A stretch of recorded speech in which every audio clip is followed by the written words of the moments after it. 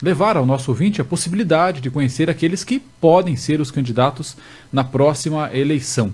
Saber quem são, o que pensam sobre os principais temas da cidade e também expor suas plataformas e projetos políticos. Claro, como pré-candidatos, respeitando algumas restrições da legislação que regula essa fase da corrida eleitoral. Todos os convidados, também cientes dessas regras, certamente estão comprometidos a respeitar o que diz a lei, assim como nós aqui da Rádio Cultura.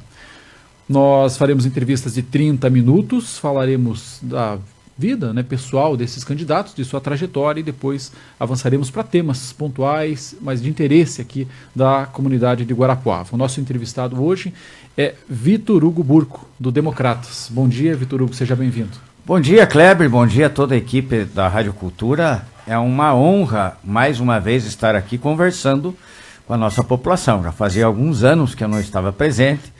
Tive 4 anos da minha vida que a Câmara Municipal era aqui em cima, eu estava permanentemente passando por essa escada, né? E a vida nos trouxe de volta a esta discussão sobre Guarapuava, então é um prazer muito grande estarmos aqui hoje. A gente agradece a sua disponibilidade de conversar conosco, assim como os demais pré-candidatos fizeram. Vitor Hugo, vamos começar falando um pouco da sua trajetória, sua vida. Quem é o Vitor Hugo Burco? Vitor Hugo Burco é um guarapuavano. Embora me chamem de polaquinho, eu sou um legítimo cruzamento brasileiro mesmo, né? Meus antepassados, meu avô, Janguta era mulato. Minha avó, Iracema, italiana. Meus avós paternos, meu avô 100% ucraniano, minha avó ucraniana com polonês. Então eu sou fruto da miscigenação bem característica do nosso Brasil. Eu sou nascido aqui em Guarapuava, desde criança sempre fui muito ousado, muito atrevido, no sentido de estar me envolvendo com tudo na comunidade. Fui vereador muito jovem, como eu disse, e tive sempre a ousadia de pensar fora do padrão, de tomar algumas atitudes diferentes. Por exemplo, o CDTEG foi uma loucura, fui criticado, bombardeado na época, porque disse que aquele polaquinho vai quebrar Guarapuava com aquele elefante branco. Eu fui processado, inclusive, por causa do CDTEG, porque eu tive a ousadia de usar dinheiro do município para colocar em um patrimônio que era da União, né? Para mim, patrimônio público é do povo, não importa, mas formalmente você não pode usar dinheiro do município num imóvel da União. Então, eu sempre fui absolutamente atrevido no sentido de fazer aquilo que eu acho certo. O Paz e Bem também foi uma invasão que nós fizemos. O 2000, quando comprei uma fazenda para implantar lá aquele loteamento, todo mundo me chamou de louco. Vai lá no fim do Juda, um local, né? Agora está dentro da cidade. Então, basicamente eu sou uma pessoa comum, absolutamente igual a qualquer outro, com uma ousadia e uma determinação muito grande. Você lembrou alguns fatos aí da sua trajetória política. Eu queria que você escolhesse um fato, um acontecimento, um projeto político seu que de alguma maneira lhe credencia, ou o senhor considera que é o que lhe dá gabarito para hoje ser pré-candidato a prefeito em Guarapuava. Veja, Kleber, nós somos frutos de uma série de circunstâncias. Eu sou originário de uma família, eu tenho hoje a minha família, minha esposa Paula, meus filhos Vitor Hugo, Júlia e Dante, eu tenho a minha mãe, meu pai, eu tenho um grupo de amigos, tudo isso vai influenciando a vida da gente e fazendo com que você siga determinados caminhos. Agora, se eu tiver que escolher um fato na minha vida política que justificou a minha existência, foi exatamente o CDTEG. O CDTEG era Você é muito jovem, acho que não era de Guarapuava. Não. Quando eu assumi o governo, o CDTEG estava há 3 anos abandonado. Era uma obra federal, estava abandonado já há 3 anos, as pessoas estavam, infelizmente, já roubando os caixilhos de porta, a obra não estava terminada. E aí o governo do estado, a União parou com aquilo lá e abandonou, não instalou a escola agrotécnica. O estado do Paraná não quis assumir porque disse que aquilo era um elefante branco, né? E o polaquinho ousado, o polaquinho doido, assumiu aquilo pro município, né? Imagine Guarapuava hoje sem o CDTEG. E aí depois do CDTEG vieram as outras entidades de ensino superior. A Uniguairacá, por exemplo, o professor Soares foi gestor do CDTEG. Lá no CDTEG ele desenvolveu a visão para depois criar a sua Guaracá. Né? Então, o CDTEG já valeu a minha existência com absoluta certeza. Bom, muita gente acompanhou a sua trajetória, outros não, depois que o senhor saiu da prefeitura. Queria que rapidamente também o senhor falasse um pouco dessa saída da prefeitura, lá no início dos anos 2000, e depois, qual foi a sua trajetória política, principalmente? Eu saí da prefeitura e daí eu fui candidato a vice-governador na chapa do Flávio Arnes, do hoje senador Flávio Arnes. Nós não vencemos a eleição, e aí eu fui convidado, então, pelo Requião para assumir o Instituto Ambiental do Paraná e fiquei 3 anos e pouco lá na presidência do Instituto Ambiental do Paraná. E aí depois eu saí de lá e fui para a iniciativa privada, especialmente na consultoria na área ambiental. Aí, 2016 eu voltei para Guarapuava, descobri que tinha um câncer, fiquei 1 ano e pouco estaleirado.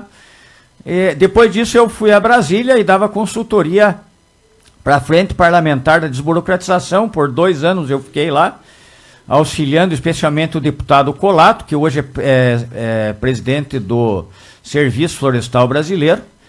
Né? E eu sou até hoje consultor do Serviço Florestal Brasileiro. Agora, 1 mês e pouco atrás, eles me chamaram lá em Brasília. Eu não recebo nada por isso, pagam só a minha passagem e a despesa de viagem. Fui e fiquei 1 semana lá em Brasília, auxiliando nas discussões. Eu fiz parte da transição do governo Bolsonaro, eu estive lá no prédio da transição, na área de meio ambiente, fiquei todo o tempo da transição lá, auxiliando na construção de uma política ambiental. Então eu sempre tive uma vida muito ativa. Eu trabalho desde os meus 13 anos de idade, quando eu era office boy do cartório da minha mãe aqui, né? E eu nunca parei na minha vida foi de muito trabalho.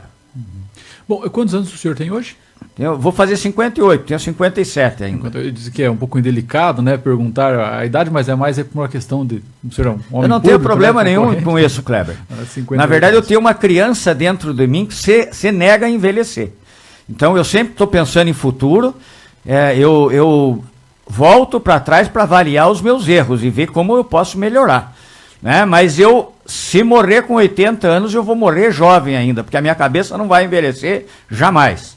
Bom, nós falamos de alguns aspectos aí relacionados à sua trajetória, sua vida pessoal e também suas atividades públicas. Quero entrar em alguns temas aqui que são de interesse assim, da cidade, saber um pouco da visão, da opinião do senhor sobre eles.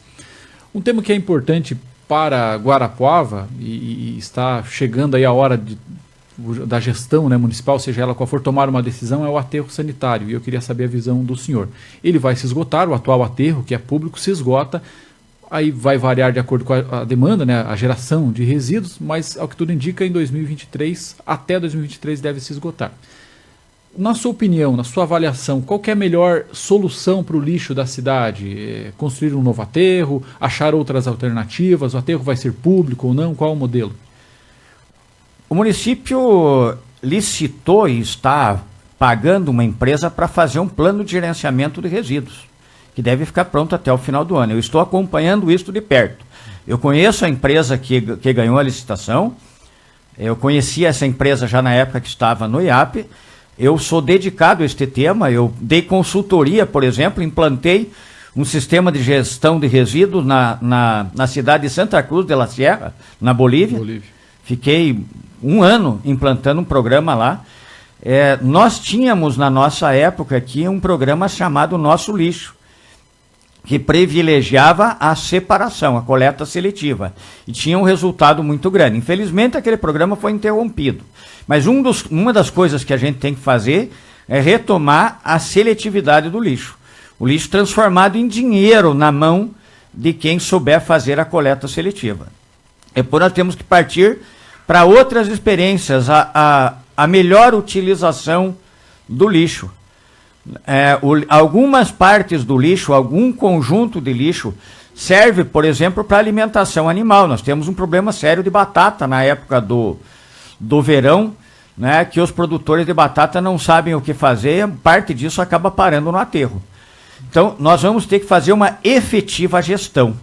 Né? Não é uma solução simples para dizer, vamos fazer isto, aquilo exatamente. Nós vamos ter que fazer a gestão tratar esses resíduos por parte. Tem resíduo industrial, tem resíduo agrícola, tem resíduo doméstico, tem resíduo das empresas comerciais, tem resíduo de supermercado. Cada um desses tem que ser tratado de forma diferenciada, mas é certo que o município não deve fazer um aterro público. O município não tem competência para isso.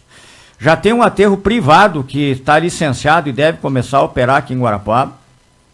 Naturalmente, ele deve ter uma condição de preço melhor para vencer outros concorrentes, mas o município deve efetivamente implantar um plano de gestão de resíduos em Guarapuava, que até hoje nunca teve. Na época que eu era prefeito, a gente tentava o aterro sanitário, mas o governo do estado, né, naquela época era uma briga política muito forte, o governo do estado, em 8 anos, nunca liberou dinheiro para a gente fazer o aterro sanitário e nem os processos de licenciamento. Então nós ficamos com a coisa pela metade. Eu sou especialista nessa área, né, eu vivo dando consultoria exatamente em temas ligados ao meio ambiente. Então esse é um tema que eu vou cuidar pessoalmente para que a gente consiga obter o melhor resultado para a população, transformando o lixo numa fonte de renda, para que a cidade fique limpa e organizada, né, e para que o nosso meio ambiente efetivamente seja muito bem cuidado. Queria migrar aqui para um outro tema, que é a educação. A gente sabe que o ensino integral, nas séries iniciais do ensino fundamental, que é a responsabilidade do município, eles ainda são bastante limitados, não têm acesso ao ensino integral aqui em Guarapuava para a maioria. O senhor acha que é possível, é necessário, é algo que deve ser uma meta da gestão pública? Como fazer isso considerando limites financeiros, né, e até de estrutura? Como dar acesso ao ensino integral para a maioria das crianças? Isso seria, digamos assim, uma prioridade para o município na sua avaliação? Sem dúvida nenhuma. Quando eu entreguei o governo no final de 2004, nós tínhamos perto de 4.800 crianças já com ensino integral em Guarapuava. Era um programa chamado Todo o Tempo na Escola, em que o ensino era feito, o contraturno escolar não era feito propriamente na escola, era feito em outro local. Em muitos locais, inclusive, com parceria com muitas igrejas, inclusive, e com entidades. Né? Então, como é que funcionava isto? No turno normal, a criança ia para a escola, no contraturno ela ia para um local que ela desenvolvia reforço escolar, atividades lúdicas, atividades culturais, atividades esportivas, uma série de atividades construtivas. Nós vamos fazer isso. Inclusive, eu já passei, há uns dias atrás, no Instituto Dom Bosco, que tem exatamente essa característica, que faz esse tipo de trabalho, que tem espaço físico lá para ter mais de 700 crianças, e tem hoje 300 e poucas, porque falta de articulação com a prefeitura, falta de articulação dos órgãos públicos de estimularem esse tipo de atividade. Ontem mesmo, a minha equipe já teve uma nova reunião com o pessoal do Instituto Dom Bosco. Nós vamos estimular o Instituto Dom Bosco como o primeiro elemento do todo o tempo na escola, e já estamos planejando em diversas regiões da cidade para que nós voltemos a implantar esse tipo de coisa. Já no começo do governo vamos implantar alguns. Destinados a quem? As crianças carentes de mães que trabalham especialmente. A mãe que não tem aonde deixar o seu filho para ir trabalhar, normalmente deixa largado na rua, né? Então, nós queremos que essas crianças fiquem desenvolvendo atividades produtivas, fazendo reforço escolar, desenvolvendo atividades musicais, pintura, todo tipo de coisa que efetivamente seja positiva na construção. Mas isso é uma prioridade, e não é, no nosso caso, não é da boca para fora, porque nós já fizemos isso no passado. E em todos os cantos onde eu tenho ido, eu digo que não é possível uma sociedade como essa deixar as crianças formando gangues nos bairros por não terem aonde ir e não oferecer a essas crianças um espaço construtivo. Eu lembrei de uma coisa muito importante, Kleber. Nós tínhamos feito os espaços do cidadão em alguns locais em Guarapuava, que tinha exatamente essa função também. O espaço do cidadão tem na Santana, tem no Charquinho, na Primavera, na Palmeirinha. O espaço do cidadão se destina a essas atividades coletivas, no contraturno escolar, além do uso normal. A destinação é para isso e para que a própria sociedade possa utilizar. Vamos retomar também esta filosofia. Afinal, Kleber, eu até no começo eu chocava algumas pessoas quando eu dizia: espaço público é público. Uma escola não é da diretora, uma escola é da sociedade, uma praça não é do guardião da praça, é do povo. Então nós temos que devolver o patrimônio público para a população, possibilitar que a população utilize. Eu fico chocado, tem governante que se preocupa em construir. Daí você vai no local e aí você vê um local aparentemente bonito, mas para mim horrível, sem gente dentro. Esses dias até nós passamos num local interessante, porque junto com uma pessoa, perguntei: o que você acha desse espaço público? E ele me respondeu: lindo. Eu falei: horrível. Horrível porque não tem ninguém.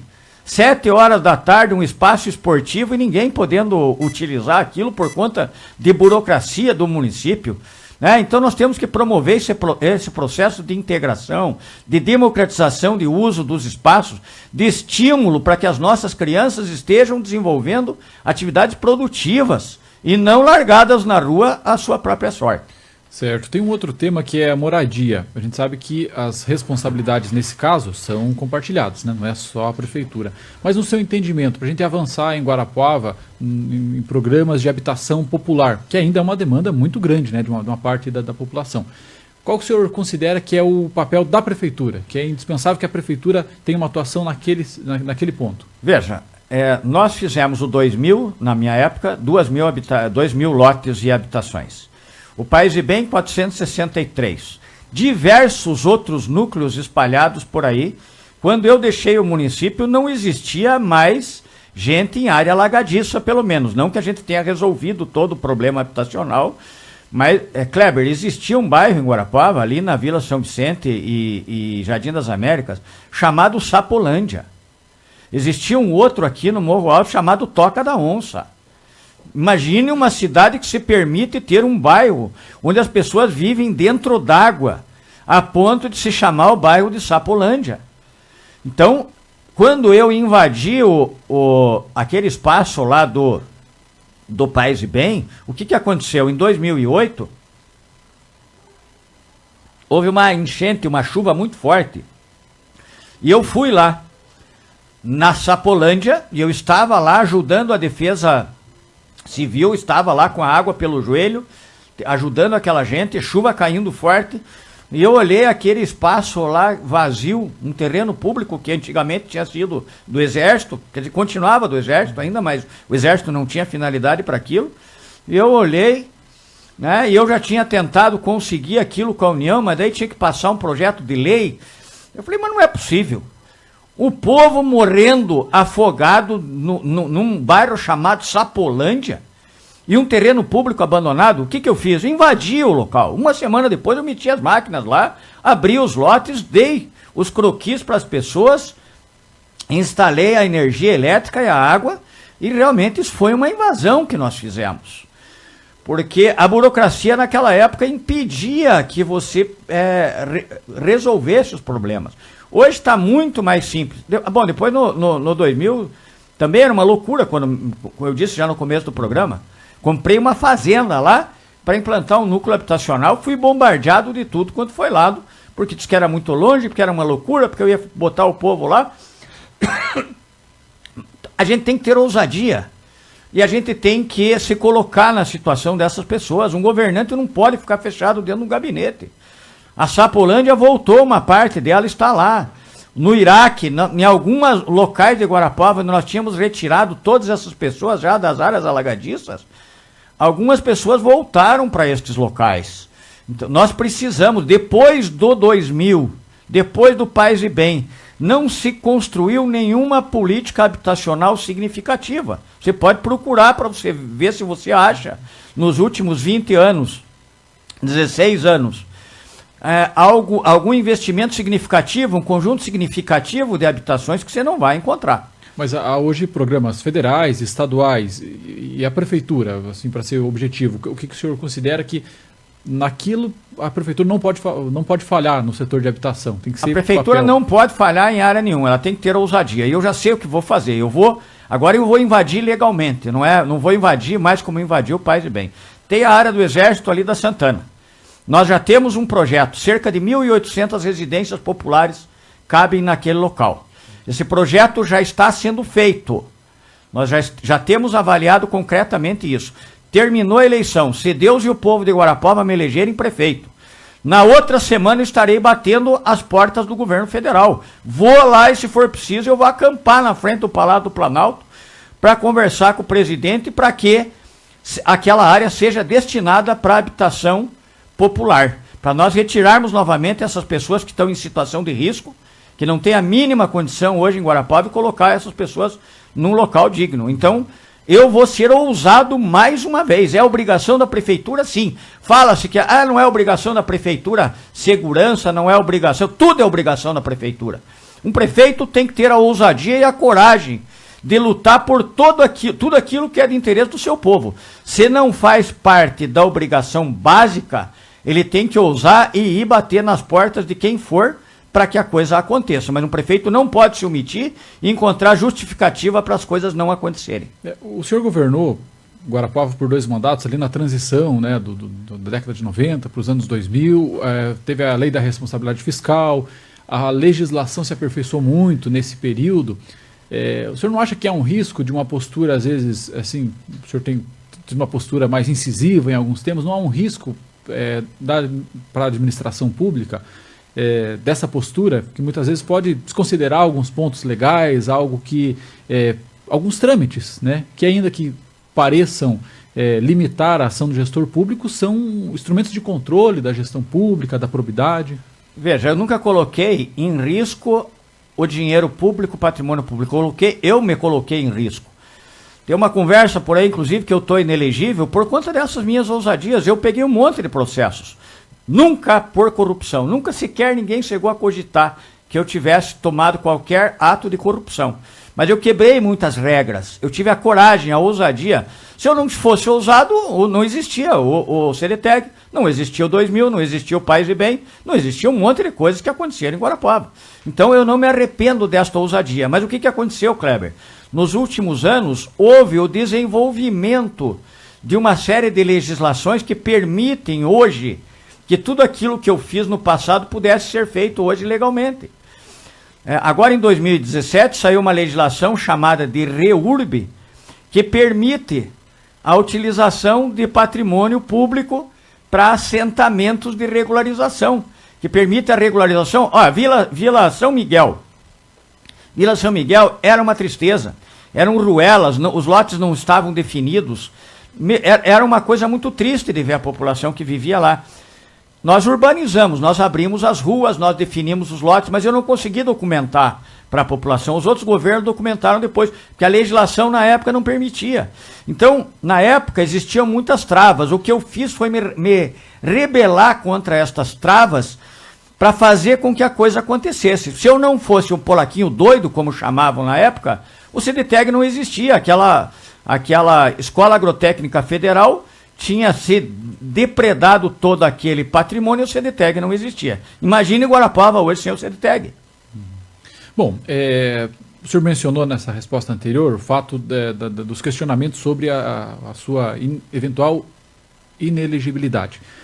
No Tribunal de Contas da União, ontem foi divulgado, entregue ao TSE uma lista de pessoas que têm alguma pendência no Tribunal de Contas da União. O Tribunal de Contas do Estado já havia feito isso e há lá o seu nome nos 2 tribunais.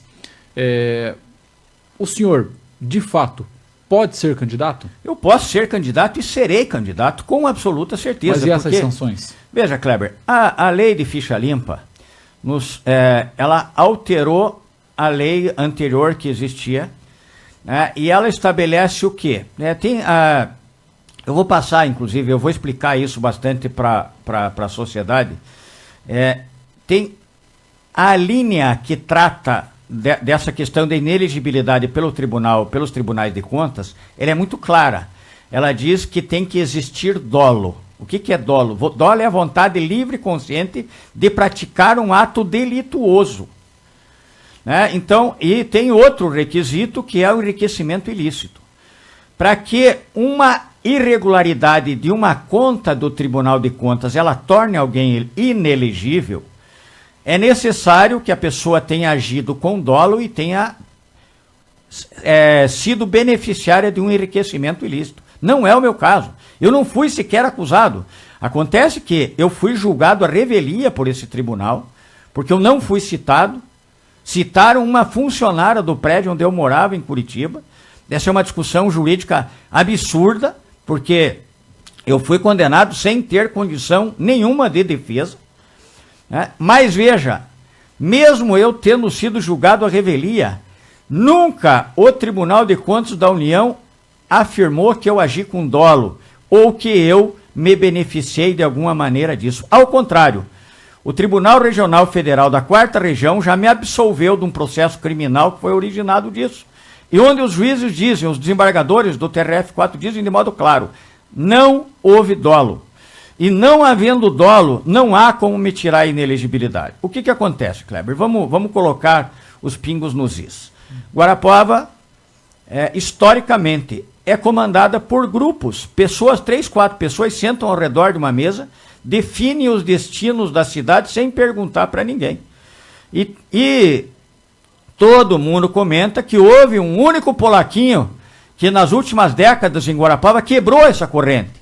Uma pessoa que não tinha sobrenome de político, que não tinha histórico de político, que não tinha dinheiro, né, e que acabou quebrando essa estrutura de poder. Bom, eu fiquei 8 anos no governo, não apoiei ninguém quando saí, inclusive, não tentei montar um clã político e fiquei fora. A população me chamou de volta. Eu não sou candidato pela minha vontade agora. Eu sou candidato porque as pessoas começaram a me chamar de volta.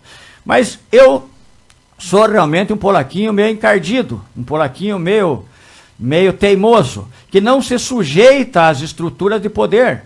Eu não sento para negociar na mesa com político nenhum, se não for uma discussão aberta. Eu tenho andado neste 1 ano e meio que eu estou na eleição, em todos os cantos de Guarapuava, conversando com todas as pessoas. Eu converso com empresários, eu converso com políticos, mas eu faço isso de modo aberto. Não negocio apoios, não beneficio empresários, não beneficio clãs políticos, eu me nego a fazer esse tipo de coisa. Né? Então, é natural que o poder instalado reaja contra esse polaquinho. Eu não questiono esse posicionamento do senhor, né? Essa leitura que o senhor faz da política local, até aí tudo bem, é uma posição do senhor. Mas de que modo, objetivamente, essa situação política, o establishment político que o senhor narrou, né, que na sua opinião existe aqui em Guarapuava, como é que ele interferiria objetivamente nessas decisões? Não seriam decisões jurídicas, técnicas? Não, mas não é decisão jurídica, não. Estão interferindo, lançando notícia disso. Afirmando categoricamente que eu estou inelegível, quando a legislação claramente diz que exige o dolo. Então, embaçando a visão das pessoas, né, no sentido de que eu não possa me eleger. Andaram comprando, um grupo aí andaram comprando alguns pareceres. Porque parecer de advogado é o seguinte, e eu sou advogado, posso te falar de cadeira. Tem um parecer que você pode comprar a minha opinião livre. Você pergunta, olha, eu quero que você me dê um parecer da real situação de tal coisa. E aí eu vou fazer um parecer da real situação. Ou você me contrata como advogado, e eu sou parecerista na área de meio ambiente, eu sei bem como é que funciona, ou você me contrata para eu dar a visão que você quer. Né? Porque o direito ele é muito relativo, ele permite visões múltiplas. Né? Então o que aconteceu nesse caso? Compraram alguns pareceres de alguns advogados que não consideraram alguns fatores e que afirmam da minha inelegibilidade. Mas quem está afirmando é advogado.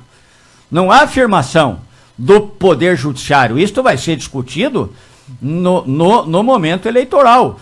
A própria notícia ontem do Tribunal de Contas da União, ela dizia muito claro que essas irregularidades não significam inelegibilidade. Quem define a inelegibilidade é o Poder Judiciário. Né? E eu já fui absolvido neste caso, já houve afirmação clara de que não existe o dolo. Como é que vão sustentar agora que houve dolo se o próprio Poder Judiciário já disse que não houve? Então eu estou perfeitamente elegível. Mas estas forças se movimentam no sentido de impor as suas candidaturas que não são oriundas da população, são oriundas de grupos, né? E eu enfrentei muitos problemas já na minha vida. Eu tive que ser muito ousado para chegar até aqui. E vou continuar sendo. Eu não tenho medo desse tipo de situação. Bom, esse é um tema que é de muito interesse da população. Certamente, né, daqui a alguns dias ao prazo, a Justiça Eleitoral vai se posicionar, a gente vai acompanhar. A gente vai ter 1 minuto, vou pedir uma resposta bem sintética para o senhor, ainda que o tema seja complexo. No ano que vem, as prefeituras terão problemas financeiros, porque tem a crise financeira gerada aí, principalmente pela pandemia. Em 1 minuto, como é que o senhor vê esse cenário? Como é que o senhor acha que o próximo prefeito vai enfrentar aí as contas públicas aqui em Guarapuava? Veja, na época em que eu fui prefeito já era um momento de extrema crise. Eu não me intimido nada. Eu sou um marinheiro que foi forjado capitaneando o barco em mar bravio. Eu nunca peguei nada fácil na minha vida. Nós temos a Codapar Maçã. Eu acho que você não deve conhecer. Não. Guarapuava deveria conhecer. Nós vamos transformar aquilo no novo CDTEG. Nós vamos transformar aquilo no novo Centro de Desenvolvimento de Guarapuava. Usando agora a base tecnológica do CDTEG, das universidades que nós temos, usando uma grande parceria com o governo do estado, com todo mundo, até com esses grupos políticos de Guarapuava. Passada a eleição, se eu for eleito, eu vou chamá-los todos para a gente trabalhar em prol de Guarapuava. E vamos criar alternativas de desenvolvimento. Porque ficar chorando leite derramado e dizer que vai vir crise não resolve nada. Nós temos que ter postura, coragem para encontrar alternativas e enfrentar a crise. O município gasta uma fortuna por mês com aluguel de imóveis. Tem um monte de funcionário em cargo de confiança. Tem muita forma de economizar para a gente poder superar esta crise e estimular a população para que use a sua capacidade empreendedora, a sua capacidade de trabalho, use a sua coragem, a sua inteligência, para que a gente use esta crise para gerar um novo momento político favorável em Guarapuava. Ok, agradeço o senhor por ter respeitado o tempo e apenas, como chegamos aí ao fim dos 30 minutos, para mantermos até o equilíbrio em relação aos demais convidados, né, que nós recebemos, só agradecer ao senhor pela disponibilidade. Muito obrigado. Eu que agradeço. Agora são 9h01. Cultura, eleições 2020. A gente informa e você decide. Com essa entrevista nós encerramos a série que ouviu os pré-candidatos a prefeito aqui em Guarapuava. Hoje, 11 horas, teremos uma avaliação, uma conversa sobre como foram as entrevistas, os 5 convidados que nós tivemos aqui. O Assunto é Notícia fica por aqui. Na sequência você tem o programa Tempo Novo e às 10 tem o Culturando com César Maciel.